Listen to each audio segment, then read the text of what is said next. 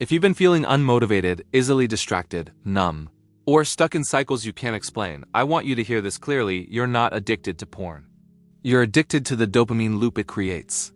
Today we're going to break down something most people never learn. Screen-based pleasure isn't harmless. It rewires the same dopamine pathways responsible for your motivation, focus, discipline, and emotional connection. This is not a moral conversation. This is a neuroscience conversation. And once you understand this loop, you will never see your habits the same way again. Let's begin. Adult content online creates the fastest, highest dopamine spikes the brain can produce without drugs. The loop works in 4 stages. First is anticipation and search. Dopamine starts to rise even before the content appears. Your brain enters a kind of hunting mode, and this alone floods your reward system. Second is the peak. Novel images cause dopamine to explode upward. It's too fast, too high, too synthetic, and way too frequent. This level of stimulation simply does not exist in nature. Third is the crash. Right after the peak, dopamine plummets far below your normal baseline. This is why you might feel brain fog, guilt, apathy, low energy, and zero motivation. Finally, stage 4 is tolerance. The brain adapts. It thinks you survived that massive spike, so you'll need even more dopamine next time to feel the same effect. This is why people escalate to new categories. More tabs, more stimulation, faster novelty, and more extreme content. Not because they're broken, but because their dopamine receptors are. Let's look at the neuroscience of what's actually happening to your brain. First, this constant overstimulation lowers your dopamine baseline. Too many peaks cause your brain to numb the system to protect itself. The result? Normal life feels boring, work feels impossible. People seem less interesting, and everyday rewards feel muted. Second, high dopamine creates a high effort cost. The bigger the spike, the harder normal effort feels. Your brain literally says, "Why should I work hard for a small reward when I can get a huge one in 3 seconds with zero effort?" Third, this novelty addiction damages your prefrontal cortex, the part of your brain that controls focus, planning, self-control, and emotional regulation. Each click for the next video is a hard reset for your attention. Hundreds of these resets in one session destroy your ability to maintain deep focus on anything else. And finally, real relationships lose their signal. Real human connection is built on subtle signals, tone of voice, micro-expressions, shared energy, and eye contact. Adult content bypasses all of that with dopamine fireworks, and eventually, your brain stops responding to the subtle beauty of real intimacy. Before we go deeper, I want to share 2 short stories from people who've reached out, because these experiences are far more common than you think, and they might sound uncomfortably familiar. The first is from Sarah, a 32-year-old from Seattle. She wrote, "I never thought I could be addicted to adult content. Everyone talks about men, but women struggle too. We just hide it better. For me, it wasn't hardcore videos. It was spicy Instagram pages, OnlyFans previews, suggestive content that became my nightly routine. Every night was the same. Scroll, spike, crash, emptiness. I stopped feeling excited about dating. I didn't want real intimacy because real intimacy felt slow and boring. After watching one of your videos, I tried a dopamine clean window. On day 4, I noticed I was actually attracted to real people again. It felt like my brain woke up." The second story is from Peter, who's 26 and from Chicago. He said, "My habit started at 13. By 25, I couldn't enjoy normal attraction anymore. I felt disconnected, numb, and honestly, ashamed. I realized I wasn't addicted to sex, I was addicted to the stimulation. The day I quit, I felt nothing. The second day was even worse. But by the end of the first week, my confidence started coming back. I could focus. I could feel my emotions again. I never expected quitting porn to change my whole personality. But it did. These stories show one thing. The loop is real. The consequences are real, and recovery is real too. Now let's talk about how to escape it. Feeling trapped in a cycle you can't escape? You scroll, you watch, you get a temporary high, and then crash. You promise yourself you'll stop, but the loop just pulls you back in. Let me tell you something crucial. Escaping this isn't about willpower. It's not about being stronger or trying harder. It's about giving your brain the right conditions to heal. Today, I'm going to walk you through the science-backed steps that actually reset your dopamine system. These are the same techniques researchers use in addiction labs, impulse control studies, and motivation training. And once you understand the science behind why these steps work, they become so much easier to follow. It's time to break the loop for good. Let's start with the most important part of your day, the morning. This is the foundation of your recovery. When you wake up, your brain is in a highly plastic, extremely vulnerable state. For the first 60 minutes, your dopamine system is like soft clay. Whatever stimulates it gets amplified. Whatever patterns you repeat get stronger. Whatever habits you start will dictate the rest of your day. So, if the first thing you do is grab your phone and flood your brain with suggestive feeds, endless novelty scrolling, and unpredictable rewards, you are training your brain to start the day in a dopamine hunting mode. Once your brain enters that state, it becomes almost impossible to switch into deep work, stable focus, or just be emotionally present with the people you care about. This is why you might feel like your day is already ruined by 10 a.m. It's not the day that's ruined, it's your dopamine startup sequence.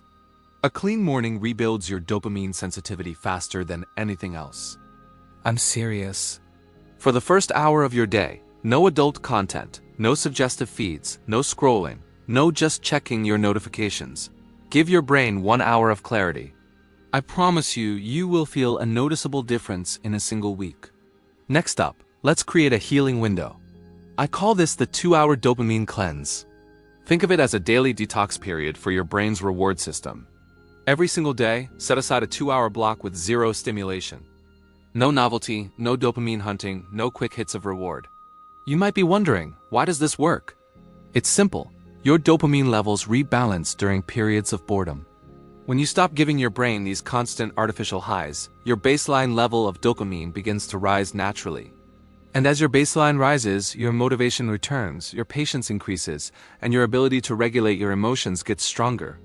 Suddenly, that constant anxiety starts to decrease, your mind stops racing, and those powerful urges begin to lose their grip on you.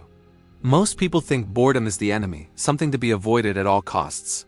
But in dopamine recovery, boredom is therapy.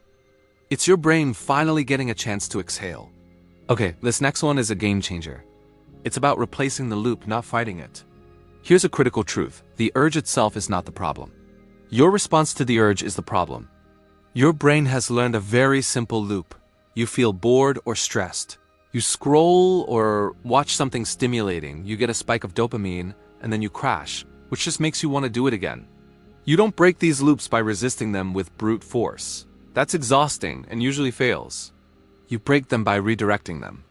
You need to replace the old destructive loop with something that gives your brain a gentle, healthy dose of dopamine instead of an explosive, damaging one.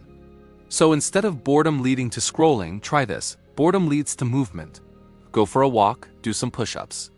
Movement can increase dopamine by 100 to 150% naturally, without the crash. Or try boredom leads to cold water. Splashing cold water on your face or a quick cold shower spikes norepinephrine, which suppresses urges and sharpens your focus. You could also redirect boredom into a small, manageable task. Starting and finishing something, no matter how small, rewires your brain's anticipation circuits for positive action. And one of the most powerful redirects? Connection. Text a friend, call someone. Real human interaction resets your emotional circuitry in a way that screens never can. When you replace the loop enough times, your brain simply stops reaching for the old destructive habit. You're not fighting yourself anymore. You're retraining your dopamine system. Now, we have to talk about rebuilding your entire reward system. This is about choosing deep dopamine over fast dopamine. You cannot just remove a habit without replacing it with a better source of reward. Your brain needs dopamine to function and feel motivated. It just doesn't need the explosive, high-stimulation kind that leaves you feeling empty. Deep dopamine comes from things like learning a new skill, seeing yourself make progress on a project, moving your body, and building real bonds with real people. It comes from working towards something meaningful in your life. These activities increase dopamine slowly and steadily. And unlike the fast food dopamine from screens, they don't destroy your baseline. Deep dopamine actually restores your motivation. It rebuilds the part of your brain responsible for planning and self-control, the prefrontal cortex. It stabilizes your mood and strengthens your discipline. This is the kind of dopamine that makes your life feel genuinely good again. Not just for a minute, but sustainably. Honestly, your brain is screaming for this kind of reward. It's starving for it. Give it what it truly needs. Finally, I want to give you a powerful tool for when the urge hits hard. It's called the 3-minute reset. This is your impulse killer. When you feel that intense urge to fall back into the old habit, don't fight it. Don't try to wrestle it into submission. Just delay it. Tell yourself you will wait just 3 minutes. That's it. Why does this work? Because impulses follow a predictable curve. They rise, they peak, and then they collapse. That intense peak usually lasts for less than 180 seconds. If you can just wait for 3 minutes, the intensity of that urge will drop by 50 to 80%. This exact technique is used in professional clinics for addiction recovery and impulse control therapy. It works because it teaches your brain a new identity. It teaches your brain, I can feel an urge without having to obey it. Every single 3-minute victory makes the next one easier. Here's the most important thing I want you to hear today. Your brain is not broken, it's just overstimulated. And the good news is, overstimulation can be reversed. The very same brain that got stuck in this loop is the exact same brain that is perfectly capable of breaking it. It just takes a new strategy. It takes a clean morning. It takes a daily reset window. It takes replacing the loop, not fighting it. It takes rebuilding with deep dopamine, and it takes using that simple 3-minute rule. Do this, and your brain will start feeling alive again. You'll get your focus, your motivation, and your joy back. If you're ready for the next step, I highly recommend you watch the video I've pinned on the screen. It's called The Adult Content Loop: How Screen-Based Pleasure Rewires Your Dopamine System. It's the perfect companion to this video and will take your understanding to a whole new level.